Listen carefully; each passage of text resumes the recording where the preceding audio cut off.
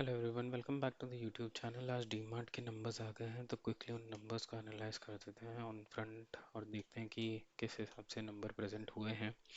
First going with the revenue numbers, अगर आप देखना चाहोगे तो रेवेन्यू में एक आराम से एक अपटिक आपको दिखा है 14 से अगर ईयर ऑन ईयर देखें तो 14 से 16 के तक का इंक्रीज है, और 15 से 16.2 के आसपास है, तो और अप्रॉक्सीमेटली 200-300 करोड़ का है। बट इन वैल्यू टर्म्स में देखोगे तो प्रीवियस क्वार्टर से कुछ 1% के आसपास का इंक्रीज ही है। मूविंग फॉरवर्ड, अगर अपन टोटल एक्सपेंसेस को एनालाइज करना चाहें तो यहाँ पर आपको एक मेजर चंक देखने को मिलेगा, जहाँ पे अगर आप एनालाइज करोगे तो टोटल रेवेन्यू जो 13K के आसपास हुआ करता टोटल रेवेन्यू जो 13K के आसपास हुआ करता था, अब वो बढ़ के 15K के आसपास अगर पहुंच चुका है। 14.85 से भी वो 2.4 तक वो पहुंच चुका है। तो टोटल अगर आप देखना चाहोगे तो यहाँ पे एक बहुत ही बड़ा ईयर ऑन ईयर कुछ 16% 17% का इंक्रीज है, और ये यहाँ पे कोई 2-2.5-3% का यहाँ पर इंक्रीज है, राइट। तो ये एक नेगेटिव फैक्टर होगा, क्योंकि कॉस्टिंग आपका बढ़ता जा रहा है इन कंपैरिजन टू आपका रेवेन्यू उतना नहीं बढ़ रहा है।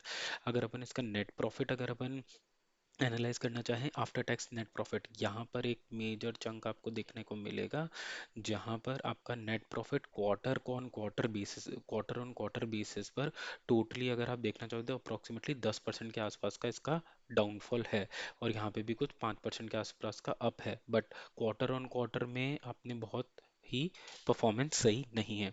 अभी इसको अगर अपन रिजल्ट्स को अगर अपन एनालाइज करना चाहें तो मेजरली अगर आप देखोगे, जो रेवेन्यू में अपटिक है वो आपको फेस्टिव डिमांड की वजह से दिखेगा, राइट। स्ट्रॉन्ग ग्रोथ आपको फेस्टिव डिमांड और इनका रिसेंटली जो स्टोर एडिशंस हुए थे उसकी वजह से आपको ये टोटल आपको दिखेगा, राइट। एक्सपेंसेस में मेजर चंक आपको दिखेगा एम्प्लॉय कॉस्ट में, और जो टेक्नोलॉजी इन्वेस्टमेंट है उसमें, और जो कॉस्ट इन्फ्लेशन आ रहा है, राइट। ये एक मेजर चंक आपका यहाँ पर बना है।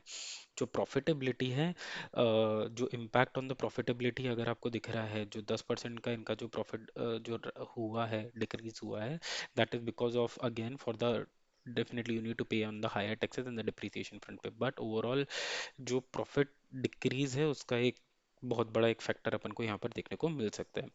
नाउ अगर अपन फाइनेंशियल्स के आगे ही एनालाइज करना शुरू करें तो देर आर सर्टन फैक्टर जो हमको ध्यान रखना पड़ेगा, कि ये लोग अपना बिजनेस अभी भी कहाँ पर एक्सपेंड कर रहे हैं, that is store wise expand कर रहे हैं। इनका ई कॉमर्स प्रेजेंस अभी तक कुछ भी नहीं है, सो वो एक मेजर रिस्क है।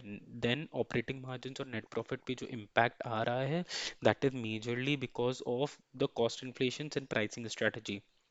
अभी क्योंकि जो ई कॉमर्स प्लेयर्स हैं, मोर और less they are also offering the convenience and the price exactly same as DMart, तो उनका वो जो एक हुक था to be in the market, वो अब चला गया है। सेमली आपको ये ईपीएस में भी सेम इम्पैक्ट आपको देखने को मिलेगा, राइट।